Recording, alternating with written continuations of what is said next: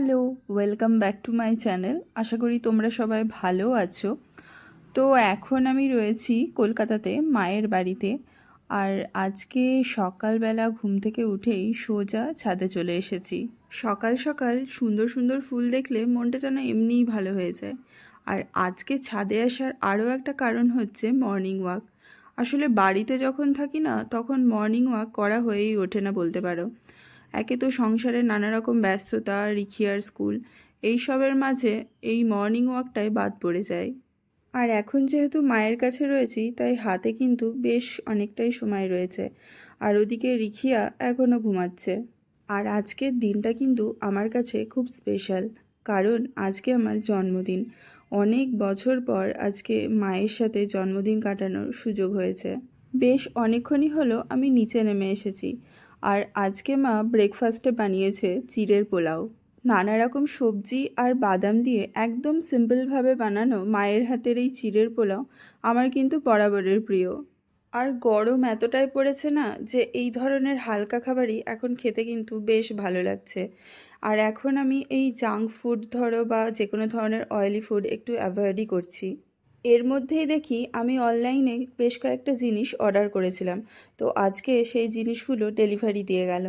আসলে আমি যখনই বাড়ি আসি তখন আমার স্কিন কেয়ার বলো বা যে কোনো ধরনের কসমেটিক প্রোডাক্ট আমি কিন্তু নিয়ে আসি, কিন্তু এবার না আমি বেশ কয়েকটা প্রোডাক্ট আনতে বেমালুম ভুলে গেছি। বাড়ি আসার প্ল্যানটা হঠাৎ করেই হয়েছে। তো দুদিনের মধ্যে আমাকে কিন্তু সমস্ত জিনিসপত্র বলো বা জামা কাপড় প্যাক করে তারপরে আমি বাড়ি এসেছি। তো এইসব খিচিপিচির চক্করে এই দুটো জিনিস আমি আনতে ভুলে গেছিলাম। তো সেটাই অর্ডার করেছিলাম। তো যাই হোক, ওরা কিন্তু খুব তাড়াতাড়ি ডেলিভারিটা দিয়ে গেল, বেশ ভালোই হলো। দুপুরবেলা বাঙালি মতে জন্মদিনের দিন যে ছোট ছোট নিয়মকানুনগুলো থাকে, বাড়িতে মা সেটারই আয়োজন করেছে। আমার কাছে জন্মদিনের দিন ছোট ছোট এই রিচুয়ালসগুলো খুবই প্রিয়। বাইরে থাকার জন্য বিয়ের পর প্রত্যেক বছর মায়ের সাথে জন্মদিনে থাকা সম্ভব হতো না। আর যে বছরগুলো মায়ের সাথে থাকতাম না, সেই বছরগুলোতে মাকে মিস করার সাথে সাথে এই রিচুয়ালসগুলোকে বড্ড মিস করতাম। ছোটবেলা থেকে জন্মদিনের এই দিনটাকে মা যেভাবে আমাকে স্পেশাল ফিল করায়, সেইভাবে হয়তো আজ পর্যন্ত কেউই করতে পারেনি। আর বয়স বাড়ার সাথে সাথে এটাও উপলব্ধি হচ্ছে যে মায়ের মতো করে আর কেউ কখনো করতে পারবে না, আর এতটাও ভালোবাসতে পারবে না। আর এখন তো বেশি করে বুঝতে শিখেছি, কারণ এখন আমি নিজে একজন মা। তিনবার হ্যাঁ আমি তিনবার খাইনি, তারপরে আর একবার না তুমি খাওয়া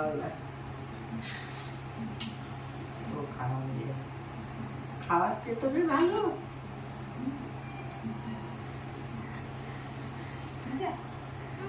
খাইছো তাই খাওয়াবে? আচ্ছা আমি কেটে দিই। হ্যাঁ খাওয়াবো। হ্যাঁ এই তো সব করবে ও। আমাকে জল খাওয়াই। তুই ধর। হ্যাঁ ঠিক আছে।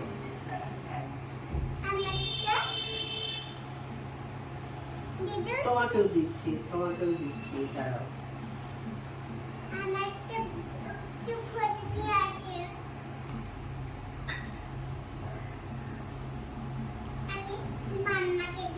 মাম্মাকে দেবে? আচ্ছা দাও।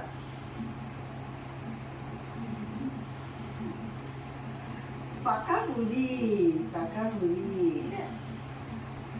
মাম্মাকে হ্যাপি বার্থডে করে দিল, তাই না? এই কেকটা অমিতাভ কাল সন্ধেবেলা পাঠিয়েছে। তো আমি তো প্রথমে বেশ কিছুটা অবাকই হয়েছিলাম, কারণ আমি জানতামই না যে ও আমার জন্য কেক অর্ডার করেছে। তো যাই হোক, এবছরও আমার সাথে আসতে পারেনি, কারণ ওর অফিস খুলে গেছে। আর এখন কেকটা কেটে নিচ্ছি, তার একটা কারণ হচ্ছে যে সন্ধেবেলা আমাদের একটু বাইরে বেরোনো আছে। তো সেই কারণেই এখন ভিডিও কলে ওর সাথে কেকটা কেটে নিচ্ছি। Happy birthday to you. Happy birthday, dear Didi. Happy বল birthday happy birthday to you. মাম্মা বলো।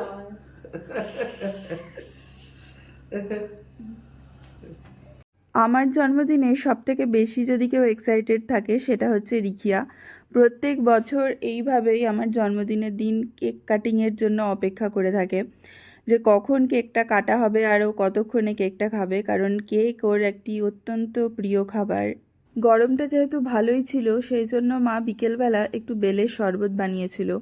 আজ অনেক বছর পরই মায়ের হাতের এই বেলের শরবতটা খাচ্ছি। গরমকালে আমি এই ধরনের শরবত খাওয়াই বেশি প্রেফার করে থাকি, কারণ এতে শরীর অনেকটাই ভালো থাকে। আর ওইদিকে মা রিখিয়াকে বেলের শরবত দিয়েছিল খেতে, কিন্তু রিখিয়ার হয়তো অতটা ভালো লাগেনি। হয়তো বেলের শরবতে কিছুটা কষকষ ভাব থাকে, সেই কারণেও হয়তো হবে। সেই জন্য রিখিয়া এক দু চুমুক দিয়েই আর খেতে চায়নি। সন্ধেবেলা এখন রেডি হচ্ছি, বাইরে একটু বেরোবো, তোমাদেরকে আগেই বললাম। তো বোন আমার জন্মদিনের জন্য বাইরে ছোট্ট করে একটা সেলিব্রেশনের আয়োজন করেছে, তো এখন আমরা সেখানেই যাচ্ছি। গরমের জন্য আমি খুব একটা বেশি মেকআপ করিনি, ওই যতটুকু না করলেই নয়। আর এমনিতেও আমি খুব বেশি মেকআপ করা পছন্দ করি না, আমার বরাবরেরই সাদামাটা সাজই পছন্দ। তো এখানে আমি একটু কাজল লাগিয়ে নিচ্ছি আর এরপর লাগাবো মাস্কারা। বাড়ির সবাই রেডি হয়ে গিয়েছে, একমাত্র আমি বাকি রয়েছি। আমি রেডি হয়ে গেলেই আমরা সবাই মিলে বেরিয়ে পড়ব। এই ড্রেসটা আমাকে এই বছর মা জন্মদিনে গিফট করেছে। রেস্টুরেন্টের বাইরেটা কিন্তু খুবই সুন্দর করে সাজানো ছিল, আমার বেশ পছন্দ হয়েছে। তবে বাইরের থেকেও কিন্তু আমার সবচেয়ে ভালো লেগেছে ভেতরটা। রেস্টুরেন্টের ভেতর বললে অবশ্য ভুলই হবে, কারণ এটা হচ্ছে একটা রুফটপ রেস্টুরেন্ট। আমরা যখন ভেতরে যাই তখন সেরকম লোকজন কিন্তু চোখে পড়লো না, মেবি হয়তো আজকে উইকডেজ বলে। জন্মদিনের দিন বোন যে আমাকে এরকম একটা সুন্দর জায়গায় নিয়ে আসবে আমার কোনো আইডিয়াই ছিল না। আর বোন এই কেকটা আগেই অর্ডার করেছিল, তো বাড়িতে আমরা এই কেকটা ফার্স্টে অর্ডার করি, তো বাড়ি থেকে এখন আমরা রেস্টুরেন্টে নিয়ে এসেছি এখানে নিজেদের মতো করে সন্ধেটা সেলিব্রেট করব বলে। আমার এত বছরের জন্মদিনের মধ্যে এই বছরের জন্মদিনটা কিন্তু একটু আলাদা। তার কারণ তোমরা বলতে পারো যে এই বছর আমি প্রথমবার দুটো কেক একসাথে কাটলাম।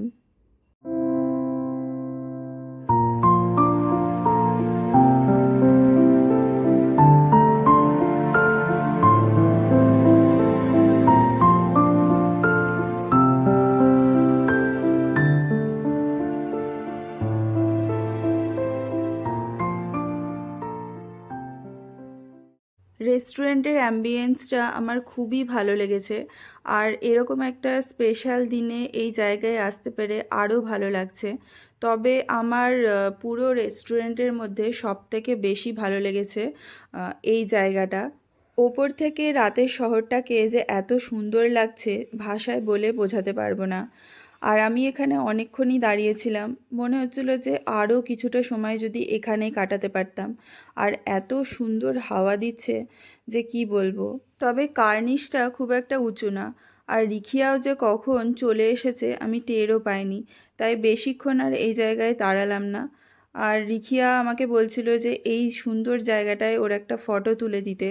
যাই হোক, সব কিছু মিলিয়ে আজকের দিনটা খুব সুন্দর কাটলো আমাদের। আর আমাকে অনেকে যারা ফোনে বা মেসেজে জন্মদিনে উইশ করেছো তাদেরকেও অনেক অনেক ধন্যবাদ জানাই। সবশেষে এটাই বলবো যে আমার কাছের এবং ভালোবাসার মানুষগুলোর সাথে যেন আমি সারা বছর এইভাবেই আনন্দ করে কাটাতে পারি এবং তারাও যেন খুব খুব ভালো থাকে। আজকের ব্লগটা তাহলে এখানেই শেষ করছি। ব্লগটা কেমন লাগলো অবশ্যই কিন্তু তোমরা কমেন্ট করে জানাবে, আর যদি ভালো লেগে থাকে তাহলে লাইক আর সাবস্ক্রাইব করতে কিন্তু অবশ্যই ভুলবে না।